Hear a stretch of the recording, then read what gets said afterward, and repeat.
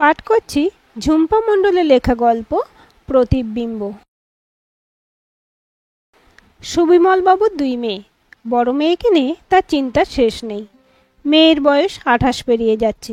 ছোটটাও দিন দিন বিবাহযোগ্যা হয়ে উঠেছে, কিন্তু বড় মেয়ের বিয়ে দিতে পারলেন না আজও। যত বিয়ের সম্বন্ধ এসেছে, মেয়ের গায়ের রং দেখে পরে জানাবো বলে আর কিছু জানান নে পাত্রপক্ষ। নইলে পণের যা পরিমাণ, তাতে করে সুবিমলবাবুর মাথায় হাত পড়ে যায়।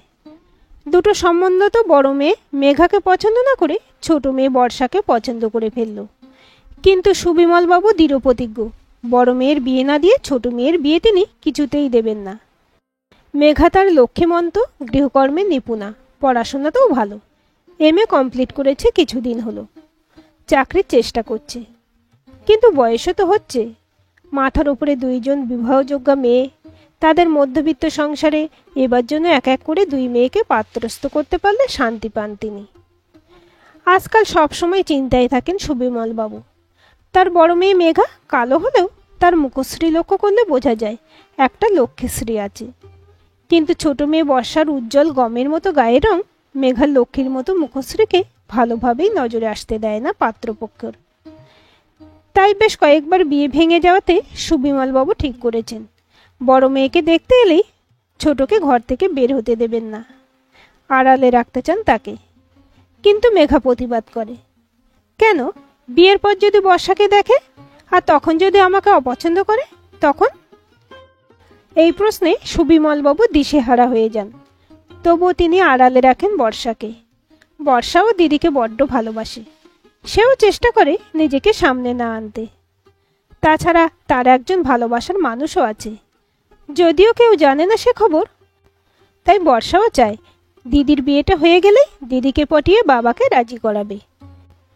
যদিও কিছু বলেনি এখনো কাউকে, তাই দিদির মন খারাপ দেখলে তারও মন খারাপ হয়ে বলে, আমার জন্যই যত জ্বালা দি তোর, আমি না হলেই ভালো হতো। যদিও এমন কথা বললেই তার ভাগ্যে দিদির হাতের কানমলা জোটে। মাঝে মাঝে পাত্রপক্ষে চোখ পড়ে যায় ছোট বোনের উপর। ব্যাস, মেঘা তৎক্ষণাৎ বাতিলের খাতায়। মেঘা নিজের বিয়ে দেখাশোনা নিয়ে অতিষ্ঠ হয়ে গিয়ে ঠিক করেছে আর নয়। নিজেকে আর অপমানিত করতে ইচ্ছে করে না তার। পাত্রপক্ষের সামনে নিজেকে বড্ড কম দামি মনে হয় তার। ভিতরে ভিতরে পুড়তে থাকে সে। কারোর করুণা তার চাই না। আগে নিজের পায়ে দাঁড়াবে, তারপর অন্য কিছু। তাছাড়া পণ দিয়ে বিয়ে করার কোনো ইচ্ছেই তার নেই।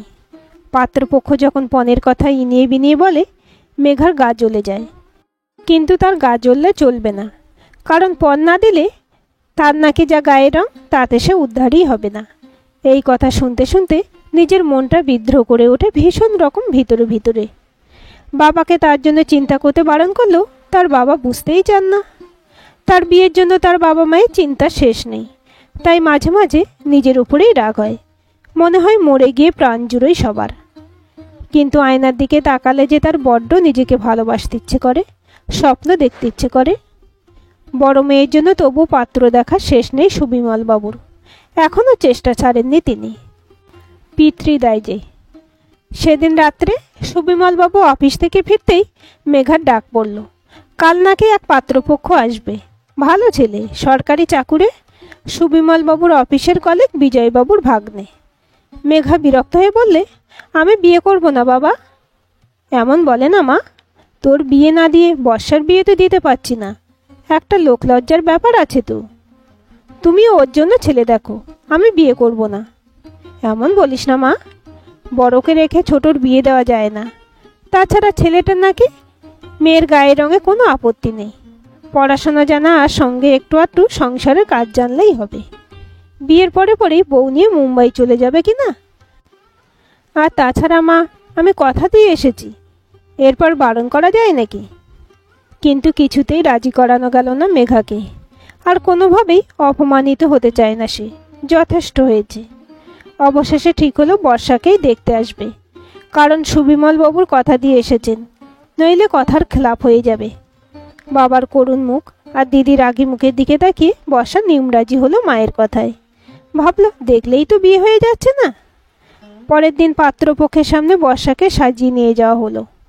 পাত্রের সামনে পাত্রের মামা বিজয়বাবুও এসেছেন। পাত্র বেশ স্মার্ট, হ্যান্ডসাম, অল্প বয়স হলো বেশ ভারী কার্তিক। বাড়ির সবার পাত্রকে দেখেই পছন্দ হয়ে গেল, আর বর্ষাকে অপছন্দ করার কোনো প্রশ্নই ওঠে না। মেঘা জল খাবার তদারকি করতে এক ঝলক পাত্রকে দেখল, বেশ ভালোই, বর্ষার সাথে দারুণ মানাবে। যেমন গায়ের রং তেমন সপ্রতিভ, হ্যান্ডসামও বেশ। সব থেকে যেটা লক্ষ্য করলো, কথাবার্তায় গাম্ভীর্য ভাব, ভালোই পার্সোনালিটি আছে ছেলেটি, বোঝা যাচ্ছে। পাত্র তারও পছন্দ হলো, কিন্তু পাত্রের দিকে আর একবার তাকাতেই পাত্রের চোখে চোখ পড়ে যেতেই চোখ নামিয়ে নিল মেঘা। সুবিমলবাবু নির্দ্বিধায় পাত্রের সাথে পরিচয় করিয়ে দিলেন, আমার বড় মেয়ে মেঘা। পাত্র উঠে দাঁড়িয়ে প্রণাম করলেন হাত জড়ো করে। কিন্তু পাত্র চলে যাওয়ার পরে বাড়িতে হুলস্থুল পড়ে গেল, কারণ বাড়ি যাওয়ার সময় পাত্র বলে গেছে বর্ষাকে নয়, মেঘাকে পছন্দ হয়েছে তার, মেঘাকেই বিয়ে করতে চায় সে। মেঘা যার পরনায় হতভম্ব হলো, মনে মনে ভালো আদিক্ষেতা নাকি। আর তাছাড়া সে বোনের জন্য যে পাত্র ঠিক হয়েছিল তাকে সে বিয়ে করবে কেন? ভীষণ বিরক্ত লাগছিল তার। কিন্তু রাত্রে বর্ষা দিদিকে জড়িয়ে ধরে আবদার করে বলল, প্লিজ দিদি, রাজি হয়ে যা। মেঘা বিরক্ত হয়ে জিজ্ঞেস করলো, কেন রে? বর্ষা বেশ প্রসন্ন মনে বলল, মনে হচ্ছে মানুষটা ভালো।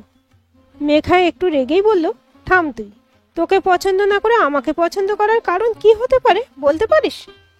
এসব লোক দেখানো, বুঝলি, মহান হওয়া ছাড়া আর কিছুই নয়। বর্ষা তবু হাল ছাড়ে না, না রে দিদি, আমার তো দেখে আজকালকার ছেলেদের মতো মোটেই মনে হলো না। এবারে মেঘা ভুরু কুঁচকে বোনকে জিজ্ঞেস করলো, কি ব্যাপার রে, ছেলেটার সাপোর্টে এত কথা বলছিস কেন? বর্ষা মুখ কাঁচুমাচু করে বলল, তুই রাজি হ না দিদি, তাহলে আমারও রাস্তা ফাঁকা হয়। ও মা, সে কি কথা, কি বলছিস তুই? তার মানে তুই ডুবে ডুবে? দিদিকে জড়িয়ে ধরে বর্ষা লাজুক হেসে বলল, আমার সোনা দিদি ভাই, কাউকে বলিস না, এখনো ডুবিনি, কিন্তু ভেসে ভেসে, বলে হি হি করে হেসে ফেলল বর্ষা। ওরে ছুপারুস্তম, বলে বোনকে জড়িয়ে ধরে তৎক্ষণাৎ তার পেট থেকে নারী নক্ষত্র বের করতে উদ্যত হলো মেঘা। রাত্রে বর্ষা ঘুমিয়ে পড়ার পরে মেঘার চোখে কিন্তু ঘুম আসলো না। সত্যি ভাবতে বসলো, সন্দেহ হচ্ছে বড্ড তার, কেন তাকে পছন্দ করলো, তাও আবার বিনা পণে। একটু বেশি ভালো নয় কি? সারা জীবন কালো বলে সবাই মুখ ফিরিয়েছে, আজ বর্ষার মতো মেয়েকে সামনে পেয়েও তাকে পছন্দ করার কারণটা কি? ছেলেটাকে দেখে খারাপ লাগেনি সত্যি, কিন্তু একটা অজানা ভয় আর অস্বস্তি মেঘার মনে চেপে বসলো। বিয়ে করব বলল, আর সেও লাফাতে লাফাতে বিয়ে করতে চলল। না, তার আগে সত্যিটা জানতে হবে। পরের দিন সকালে উঠে মায়ের কাছে গিয়ে একটু ইতস্তত করে বলল, ছেলেটার ফোন নম্বরটা বাবার কাছ থেকে চেয়ে দাও তো একটু। মা মেয়ের মতিগতি বুঝে একটু বিরক্ত হয়ে বলল, কেন রে, একটা ভালো পাত্র পেয়েছি, ভুলভাল কথা বলে ঘেঁটে দেবার প্ল্যান আছে নাকি? না, তা নয়, আসলে জানতে চাই আমাকে কেন পছন্দ করলো, কারণটা কি? মেঘার মা মেয়েকে বুঝিয়ে বলল, দেখ মা, শুধু শুধু ভুলভাল সন্দেহ করিস না, এমন ছেলে লাখে একটাই মেলে, কোনো দেনা পাওনাও নেই, ভালো চাকরিও করে, ভালো ফ্যামিলি, আমাদের সবার পছন্দ। তুই যা জিজ্ঞেস করার বিয়ের পরেই করিস। তোর বাবাকে অনেক দিন পরে কাল একটু নিশ্চিন্তে ঘুমোতে দেখেছি। মেঘা এরপরে আর কিছু বলতে পারল না। অবশেষে মনের সংশয় আর কেমন জানি না অজানা ভয় নিয়ে বিয়ের পিঁড়িতে বসলো মেঘা। ভয় হওয়াটা স্বাভাবিক, এক নতুন মানুষ, নতুন সংসার, শ্বশুর শাশুড়ি আছেন, একটাই ছেলে সে, দুই ননদের বিয়ে হয়ে গেছে, তার উপর বর বাইরে মুম্বাইতে চাকরি করে। দিরাগমনের পরদিন সে বরের সাথে বাইরে চলে যাবে, তারপর সে একা সেখানে। সবাই বলতে লাগলো তার ভাগ্য নাকি খুবই ভালো, কিন্তু তবুও তার মনে যেন কেমন ভয় লাগছিল। এ প্রশ্নের উত্তর দিতেই হবে তাকে, কেন বর্ষাকে অপছন্দ করে তাকে পছন্দ করলো, কি কারণ? ভালোভাবে বিয়ে কেটে গেল। শ্বশুর বাড়িতে গিয়ে বসলো, শ্বশুর শাশুড়ির সাথে তার বরের কথাবার্তা একটু যেন কেমন খটোমটো। শ্বশুর মশাই অসুস্থ, প্যারালাইজড, তবুও যেন কেমন দূরত্ব বজায় রেখে চলে তার বর, ভালোভাবে কথা পর্যন্ত বলে না বাবা মায়ের সাথে। যদিও তার বর চুপচাপ আর গম্ভীর বেশ, তবুও খটকা লাগে মেঘার। অবাক লাগে এই ভেবে, একটাই তো ছেলে, এমন হওয়ার কথা তো নয়। নিজের বাবা মায়ের সাথে এমন দূরত্ব রেখে কথা বলার মানে কি? মনের মধ্যে পুঞ্জীভূত হতে থাকে অনেক জিজ্ঞাসা। আজ ফুলশয্যা, মেঘা জানালার ধারে দাঁড়িয়ে আছে। মনের মধ্যে অজানা সংকোচ, অস্বস্তি। আকাশ, মেঘার বর, মেঘার কাছে এসে দাঁড়ালো। মৃদুস্বরে ডাকলো, মেঘা। মেঘা ঘুরে স্পষ্ট চোখে তার দিকে তাকিয়ে জিজ্ঞেস করলো, একটা প্রশ্ন ছিল আপনার কাছে, বলো। আপনি হঠাৎ আমাকে পছন্দ করলেন কেন? কারণটা জানতে পারি কি? আকাশ হালকা হেসে বলল, কেন, তোমাকে অপছন্দ করার কি আছে? মেঘা আলতো ব্যঙ্গ হেসে বলল, দেখুন, গায়ের রঙের জন্য সমস্ত পাত্রপক্ষ আমাকে অপছন্দ করেছে, সেখানে আপনি বর্ষাকে ছেড়ে কেন আমাকে পছন্দ করা? দয়া করলেন নাকি আমাকে? আকাশ একটা দীর্ঘশ্বাস ফেলে কিছু না বলে ঘরের কোণের একটা সুটকেসের কাছে গেল। সেটা খুলে একটা বাঁধানো ছবি আর একটা ডায়েরি বের করলো সে। তারপর মেঘার কাছে নিয়ে গিয়ে ছবিটা দেখিয়ে বলল, ইনি আমার মা। ছবিটার দিকে তাকিয়ে অবাক হলো মেঘা। অনেক পুরনো একটা সাদা কালো ছবি। ইনি আপনার মা? তাহলে? আকাশ ছবিটার উপর পরম মমতায় হাত বুলিয়ে ডায়েরিটা দেখিয়ে বলল, আমার মা সুইসাইড করেছিল। বড় হতে এই ডায়েরিটা আমাকে আমার মামা দেন। মায়ের লেখা, সময় পেলে পড়ে দেখো। বড় লোকের মেয়ে বলে পয়সা লোভে আমার বাবা আমার মাকে বিয়ে করে আনেন। আমার দাদুও অনেক পণের বদলে আমার মায়ের বিয়ে দেন, কিন্তু আমার মা একদিনও সুখী হতে পারেনি। ডায়েরির প্রতিটা পাতায় মায়ের অভিমান লেখা আছে। কালো বলে দিনরাত খোঁটা শুনতে হতো মাকে। কালো বউ নামও হয়ে গিয়েছিল মায়ের। মায়ের অবশ্য তাতে আপত্তি ছিল না, কিন্তু যখন আমার বাবা পর্যন্ত মাকে কালো বলে কথায় কথায় ব্যঙ্গ করত, তখন আর সহ্য করতে পারত না মা। ধীরে ধীরে ভিতরে ভিতরে আমার মা ভীষণ ভেঙে পড়েছিল। বাইরে বের হতো না, বাড়ির অন্যান্য বউদের সাথেও কোথাও যেত না, নিজেকে ঘরের মধ্যে আটকে রাখতো সব সময়। তারপর যখন শুনল আমার বাবার অন্য কারোর সাথে সম্পর্ক, তখন তিনি আর সহ্য করতে পারেননি।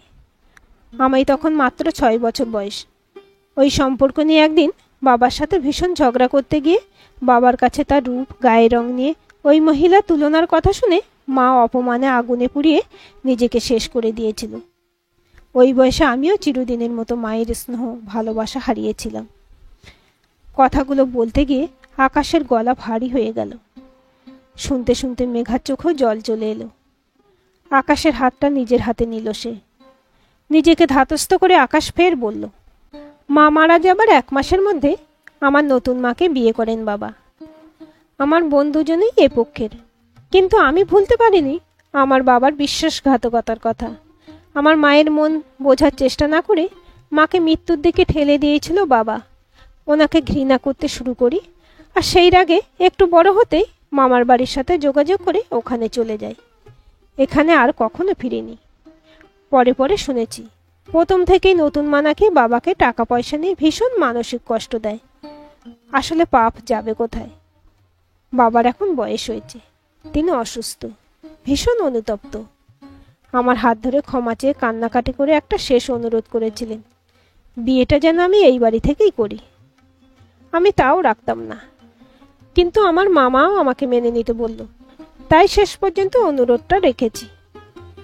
তারপর মেঘার মুখের দিকে তাকিয়ে বলে, যেদিন তোমাদের বাড়ি যাই তোমাকে দেখে আমি চমকে যাই। তোমার চোখ মুখে আমি আমার মায়ের প্রতিবিম্ব দেখেছিলাম যেন। দেখো আমার মায়ের ছবিটার সাথে তোমার কেমন অদ্ভুত মিল। মেঘা লজ্জা পেয়ে বলল, ইস, কি বলছো? মেঘার হাত দুটো ধরে আকাশ আলতো হেসে বলল, তুমি জানো না হয়তো, আসলে প্রায় সব ছেলেরা অবচেতন মনে নিজের স্ত্রীর মধ্যে শুধু প্রেম ভালোবাসা নয়, নিজের মায়ের সাদৃশ্য, মুখ এমনকি মায়ের স্নেহ খোঁজে। আমিও তোমায় প্রথম দেখাতে তোমার চোখে সেটাই পেয়েছি।